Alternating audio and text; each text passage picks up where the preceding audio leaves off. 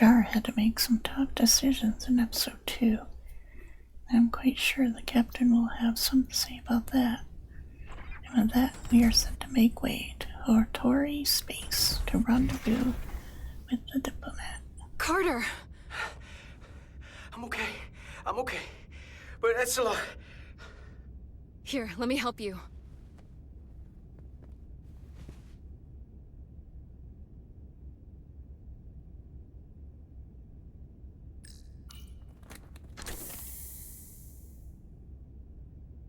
Medical. We've got one wounded at my location. Nelly. Oh, man.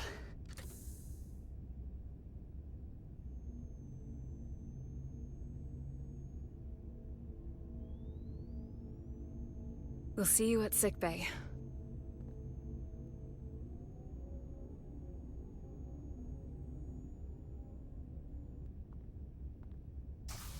Status report. The repair crew made it inside. EPS flow is back to nominal levels. The SIF is back up. How does this affect mission readiness, Mr. Ermot? Releasing the docking clamps using hull polarity minimized damage to the Resolute. We'll have some last-minute repairs to make, but if we reapportion some of the staff, we can make our departure on time. As of now, however, we are successfully moored to the station. Good to hear. Send updates to my ready room. Commander Rydek, with me.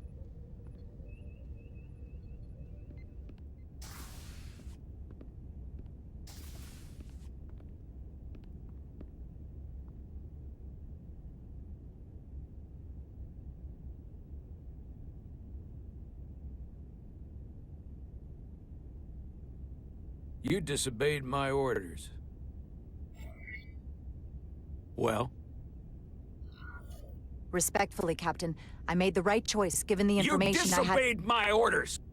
And not just in front of the bridge crew, but the Starbase staff as well. That's going to get around. My name's already tarnished around the fleet. But what is it going to do to my credibility on this ship? From the top to the bottom. Bridge to lower decks. Captain, I told you I'd be honest, so here it is. Maybe I shouldn't have disobeyed a direct order, but you were wrong. You weren't on board, and you didn't have all the information. So I made the right decision for the ship. If you're worried about your credibility, put your ego aside and trust your crew. Trust me. You might have won some fans on the bridge with that stunt, but not everyone. Lieutenant Commander Chovak has already bent my ear. I'm sure he doesn't take it personally. He'll get over it in time. Mr. Chovak is more complicated than he would want to admit. I guess we all are. And, if I'm being honest, I'm not sure what I would have done in the moment either. You never really know if you weren't in those shoes.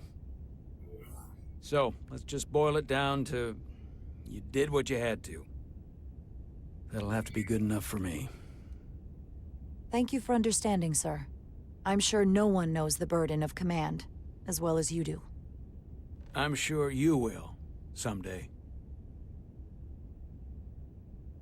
Despite it all, we got our final Starfleet clearance to depart.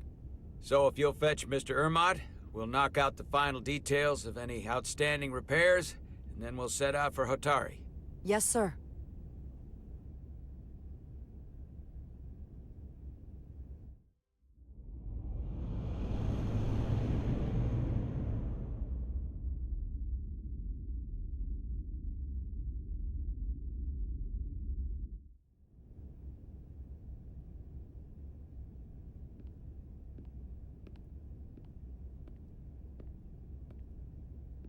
All departments reporting full mission readiness. We've got our full complement on board. This is my favorite moment, right now. The start of a new mission is always full of possibility. The Orion Syndicate could sell it as a drug. Don't let the Admiralty hear you say that.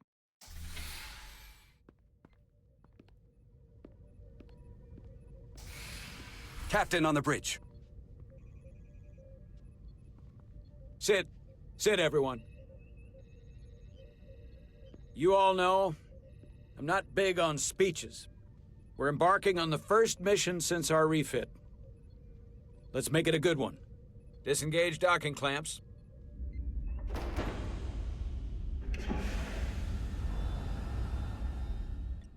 Docking clamps released. Thrusters ahead, Mr. Handar.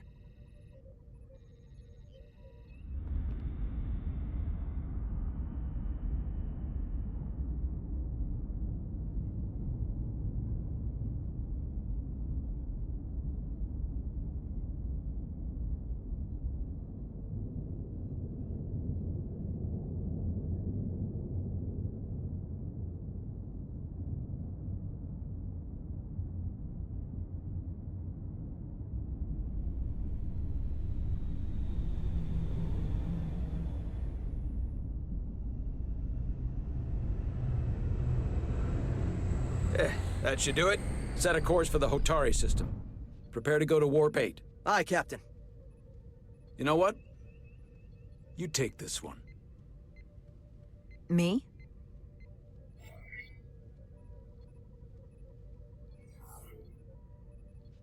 Engage.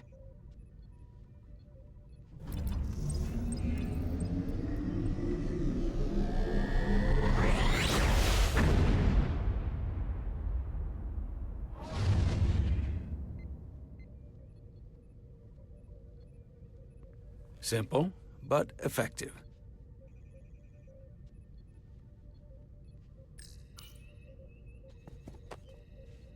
Easy. Thank you. I'm fine. Really, You don't look so good.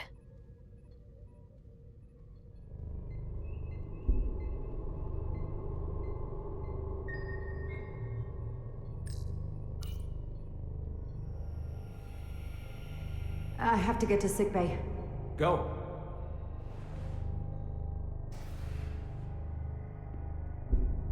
Commander, help me get her inside!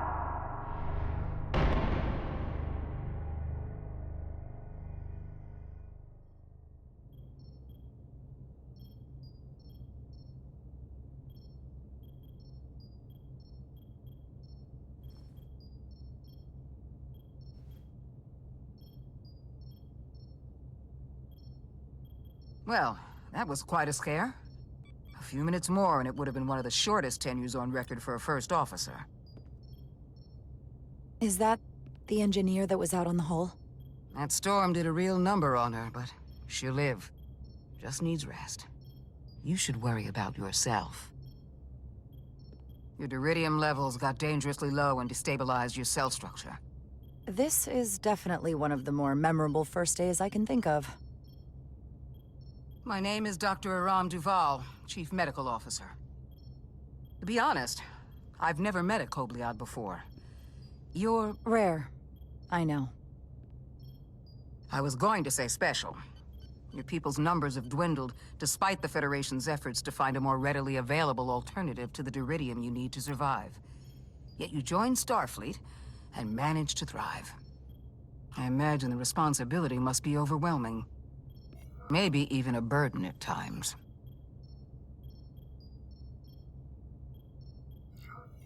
I know what it means. And I know the responsibility that comes with it. But I can't be anything more than who I am. And if someone has a problem with that, or expects something else, then that's their problem, not mine. That's exactly right. And don't worry, I won't treat you like a science experiment. I just do the science and leave the experiments to Solano. You don't agree with his methods? I don't agree with his definition of acceptable risks. Not when the lives of your crew are at stake. My professional opinion is that the accident took a toll. More than he's willing to admit. He's overstressed, operating in the pressure cooker of his own mind. Which is never a good headspace when the lives of your crew are at stake. What concerns me is that now he's even further away from the thing he's been chasing his entire career. Breakthrough discovery. The major innovation. Something he can put his name on. But the more the time passes and the further out of reach it gets, the more risk he'll be willing to take. I hear you. But that's my job, isn't it? To make sure that doesn't happen. And we don't lose sight of the bigger picture. Which is exactly why I'm so glad you're here. We need you now more than ever. And I have to give you credit for what happened on the bridge. It took guts to defy a direct order. Huh. I guess word travels fast around here. It's a small ship, and everyone's curious about the new XO. Fortunately, your cell structure's almost completely stabilized. And I'll spare us both the lecture, but I do feel it's my responsibility to remind you, without regular infusions of duridium, you will not live. It's as simple as that. Understood. Then, my work here is done.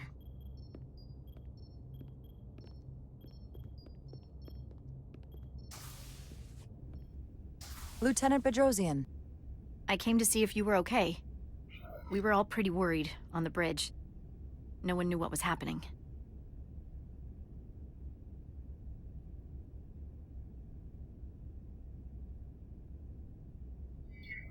I don't want anyone to worry. This is just part of who I am. It doesn't define me. Of course.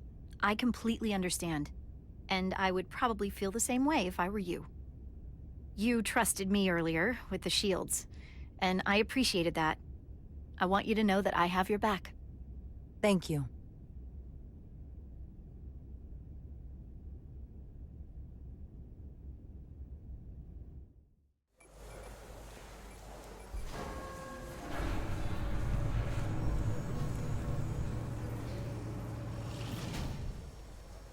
Complete the diagnostic sequence, and this shuttle will be cleared for service.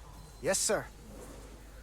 The storm in the Hotori region will interfere with our transporters, so we need all available shuttlecraft in working order.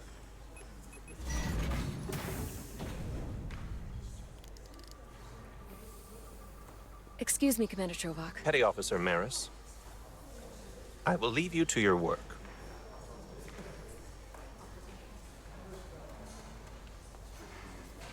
I stopped by sickbay and saw Nili. I figured you'd want to know. Did the doc get her fixed up? She's stable. But there's something about the storm's radiation that's making it hard to heal the energy burns. That doesn't sound good. She's toughing it out. Dr. Duval said she'll be back on duty soon, though. Come on. I have to run the final diagnostic. I can't stay long. I've got a long to-do list before we get to Hotori, and things are piling on faster than I can check them off. We're making all our last-minute checks and security, too. Tactical and security are short-staffed. We'll just have to take things as they come. Control what we can, and roll with the punches. Next thing you're gonna tell me you're listening to Andorian jazz. No. The point is, the right time might never come. So, I'm just gonna roll with it. I had a chance to think about this while I was away. Then you and Nili almost got killed out on the hull. And I thought it was important that I just come out and tell you. Instead of tiptoeing around it. Or worse. Now, this is just a guess, but you like me. Is that what this is? How'd you know? Must have been pretty obvious. Which is funny, because kinda came out of nowhere for me, at first. Well, I'm just a really good guesser. Any of my teachers growing up would have told you that. So, you figured it out.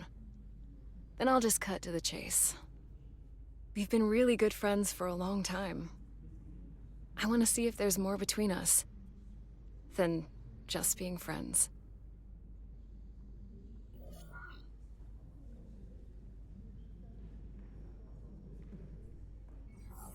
You don't have to explain it. I feel the same way. There is something between us. So, do you want to find out what that something is?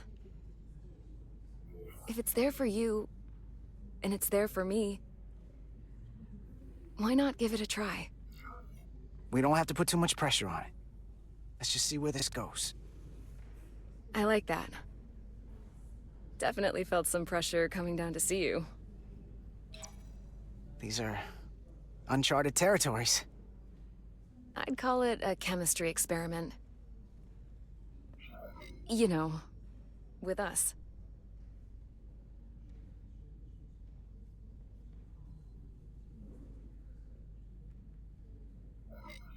I'm just really glad that you said something. I've seen how you operate. I couldn't wait for you to make the first move. I'm glad too. So whatever happens next is great with me. Level 1 diagnostic complete. I have to get back to that to-do list. They're probably looking for me. Can't blame them.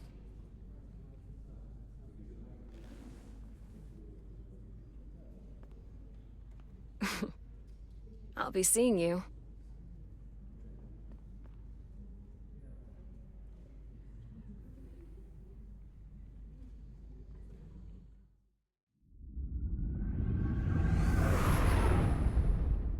Approaching the rendezvous point outside Hotori space. Helm, bring us out of warp. Dropping to impulse. Ionic interference surging, Captain. Shield integrity holding. We can take it. We are at the correct coordinates to meet the shuttle. Commander Rydek, find us our diplomat, if you will. Aye, Captain. Let's reduce the noise. Filter out environmental signals. I can manually tune what's left for Federation signal types.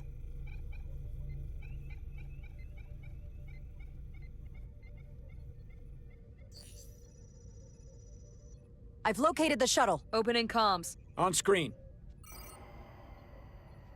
Shuttle to Resolute. Shuttle to Resolute. Debris field. Lost maneuvering. Losing. I can't get it any clearer. We won't get a transporter lock. It's just not happening. Power up the tractor beam. We'll pull them directly into the docking bay.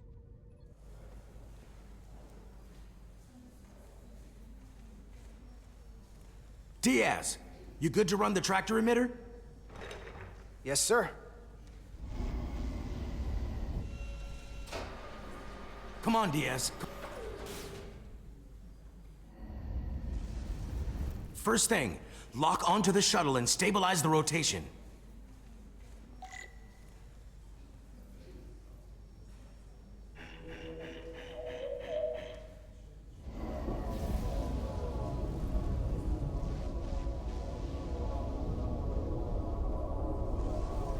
We're pulling in debris. I'm on it.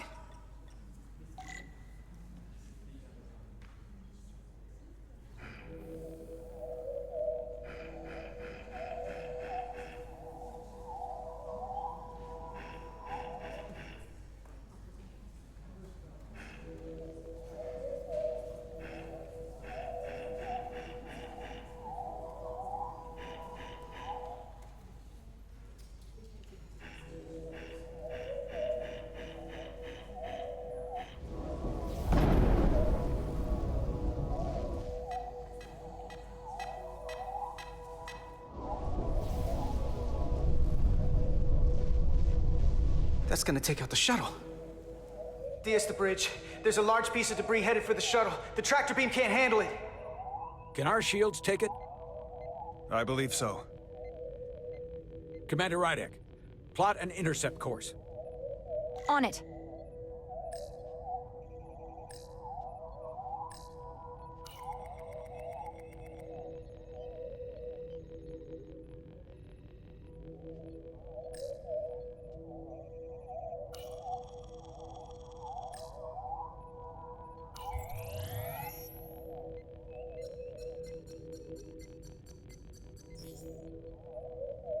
Here we go. Maneuvering thrusters bearing 53 Mark 17, 200 meters on an intercept course. Maneuvering.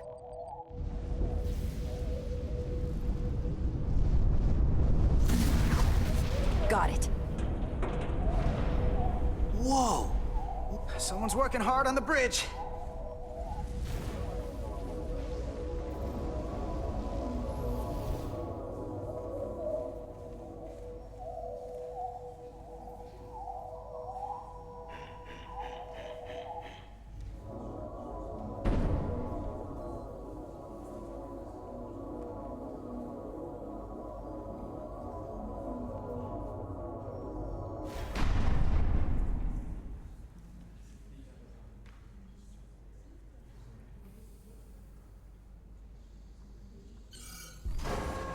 got the shuttlecraft on board.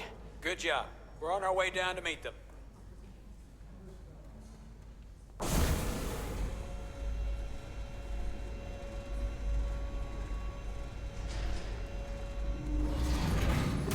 Terra firma, so to speak.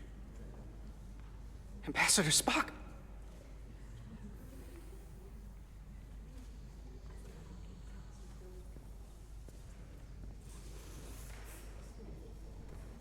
The captain will be right down to meet you, sir.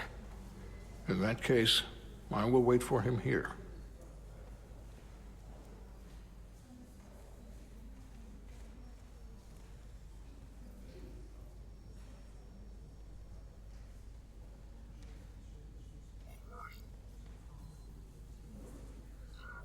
Well, let me be the first to say, welcome to the Resolute, Ambassador. Thank you, Petty Officer... Carter? Carter Diaz. Sir. I am pleased to meet you, Petty Officer Carter Diaz. It appears I have you to thank for my safe arrival. Your assistance arrived not a moment too soon, if I may say so. You're very welcome, sir. I'm glad we could get you here in one piece. Indeed. We thought we were prepared for our arrival in Hotori space, but it is evident my craft was not sufficiently robust for such intense ionic activity. The storm has been pretty intense.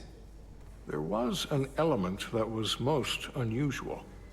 Before you came to our aid, our maneuvering thrusters and impulse engines were rendered inoperable. So we attempted a short traversal at warp speed, only to find that we could not achieve warp at all, even though our diagnostics computer showed no faults or anomalies. What do you make of that? When all indications say that warp speed is possible, but in practice, we find it is not. Well, this storm is one of the strangest phenomena we've ever encountered. It's disrupted other systems. Who knows what it might do to a warp drive? Yes, it would seem further investigation is called for. We'll take readings, run some additional diagnostic checks, and we'll get to the bottom of this. Quite logical, Petty Officer Diaz. Thank you. Ambassador Spock. Excuse me. I'm honored to have you aboard. I'd like to get right to it. We're already behind.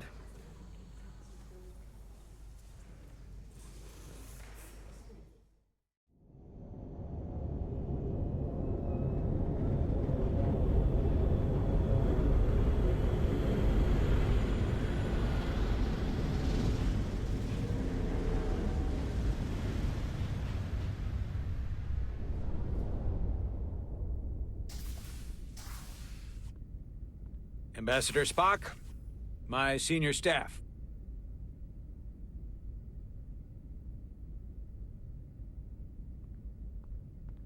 It's not every day that a captain gets to welcome a Starfleet legend aboard. You flatter me, Captain Solano. But legend implies the past tense, whereas I am very much focused on our present circumstances. I didn't mean to suggest you were stuck in the past. You're right, Ambassador. Not the most diplomatic choice of words. We're all curious about the future, Ambassador. Specifically, what exactly are we getting involved in here? We got the basics from Starfleet. Two formerly peaceful neighbors are now on the brink of war. Indeed, and the tension between them grows fiercer by the hour.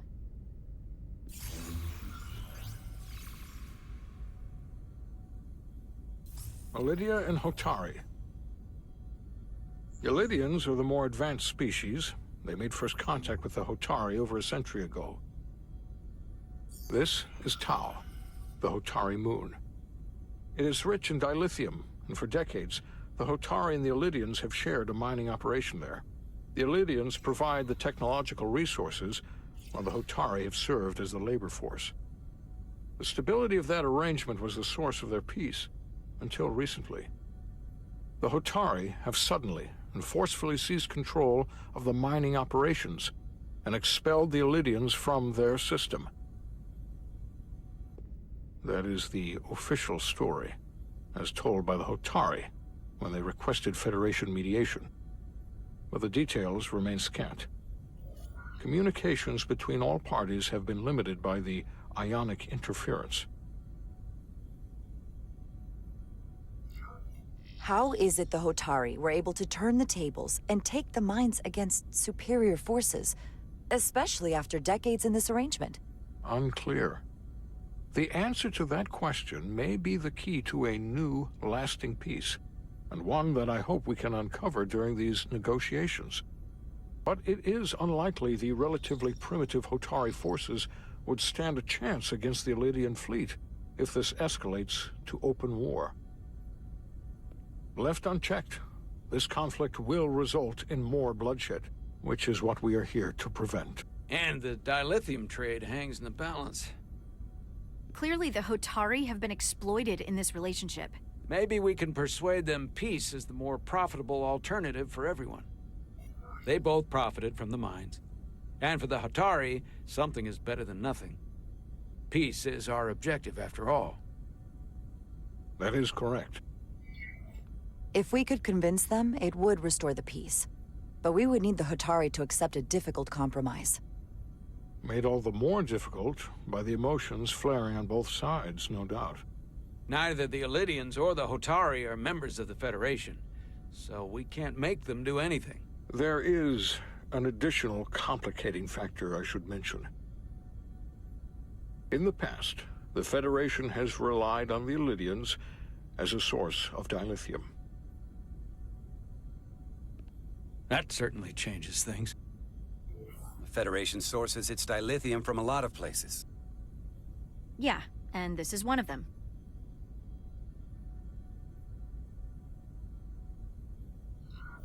We could use that as leverage with the Elydians. They'll want the Federation to continue buying from them. There might be something to that, Commander. Putting that on the table could make the Hotori more hostile.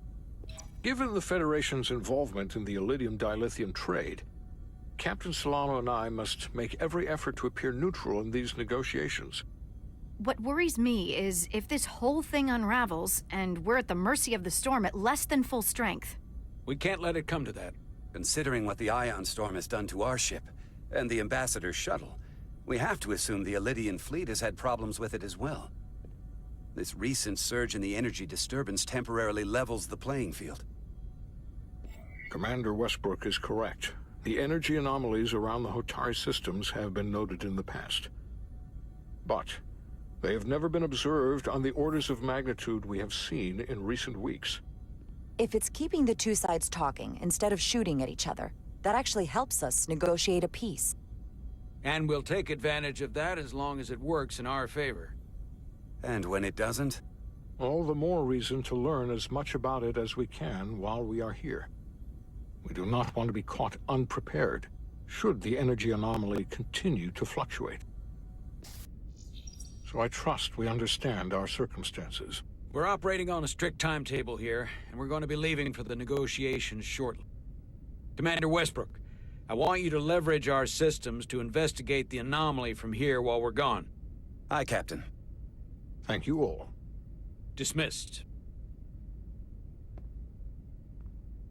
I want to speak to both of you privately.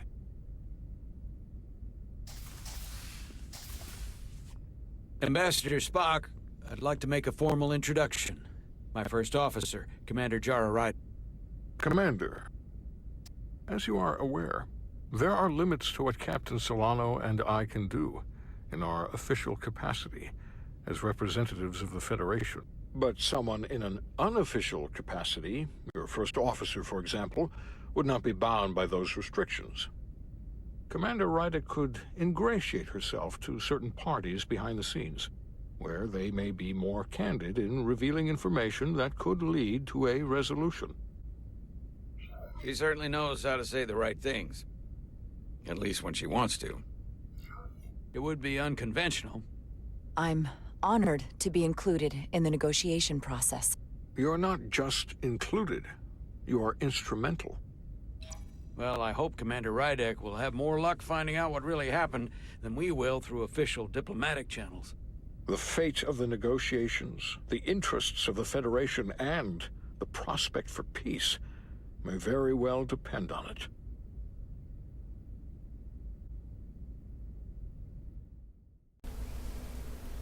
Thanks for watching.